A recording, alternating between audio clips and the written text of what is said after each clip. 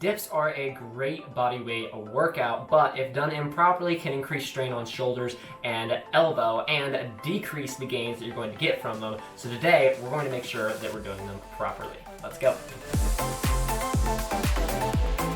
Real quick guys, before we get into the video, if you don't mind hitting that subscribe button if you have not already, I would appreciate it a ton. It's free and it also helps me get more videos just like this out to help more and more people on their fitness journey. That being said, let's get right into the video guys. So getting right into it, what is the dip and what does it train? Well, the dip is actually a compound body weight exercise that trains more muscle groups than you would actually think. So yes, as most people know, the dip is going to mainly target the chest, specifically the lower chest area and the triceps. But what people actually don't usually know is that it can also target your abs and your back muscles because you're engaging them a lot in this exercise to stabilize yourself. A lot of people would even say that dips can be one of the best chest exercises out there. I don't completely agree with that, but everyone has their own preferences. Let me know down in the comments below what your favorite chest exercise is. So how do you do a proper dip? So for this example, I'm actually going to be holding onto the top of these chairs that I have. I do not suggest doing this. Mine are very, very stable and don't want to tip, but this is a bad way to do it. If you have tall enough chairs where you can actually support yourself on the base of the chair, it's much, much better. Just a warning.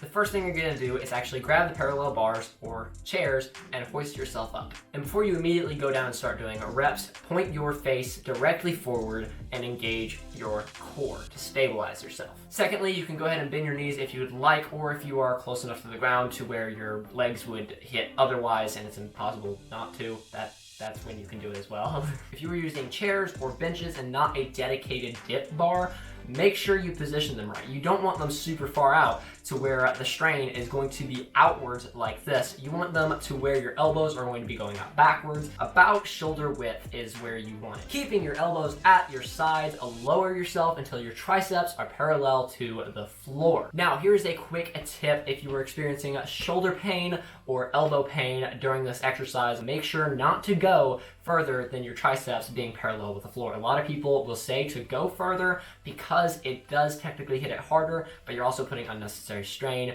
on your shoulders and elbows. Once you hit parallel, explode back up just before you lock out your elbows, not after. You want to make sure that you're not fully extending your arms, because if you do, that will once again take the strain off of your triceps and chest and more on your shoulders. And the next step, do it all again.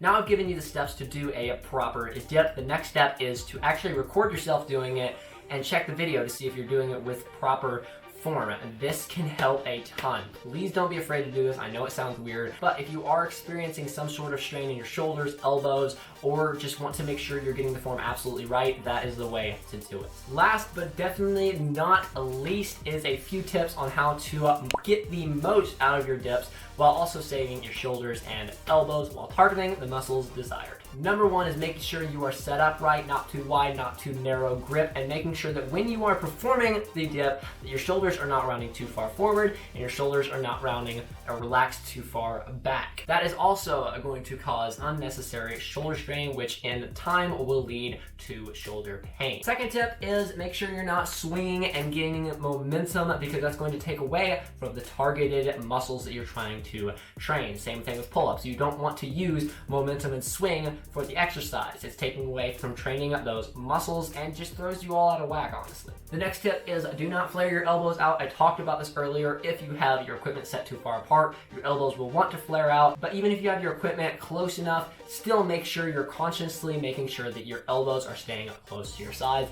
and not flaring out. Next, don't do half reps, but also don't go too far. Like I mentioned earlier, taking your triceps down past parallel with the floor is going to cause excess strain on the shoulders and elbows. Only go to parallel, but make sure you're actually getting there. And last but not least for the tips, make sure you're not doing them too fast. I talked about this in my pull-up video as well. When you're doing any exercise, for the most part, you want to make sure you're not just spamming them as fast as you can. You're going to target the muscles better and get better muscle growth when you have more time under tension. So don't just be cranking up those reps as fast as you can. Slow it down a little. Guys, I hope this video has helped you a ton. If it has, feel free to hit that like button to show me some love and let me know that it has helped you out. Also, feel free to share this video with your friends to encourage them on their workout journey as well. Let's not forget, we're all on this workout journey together, guys. Let's encourage each other and get with it. I'll catch you guys on the next video. Peace.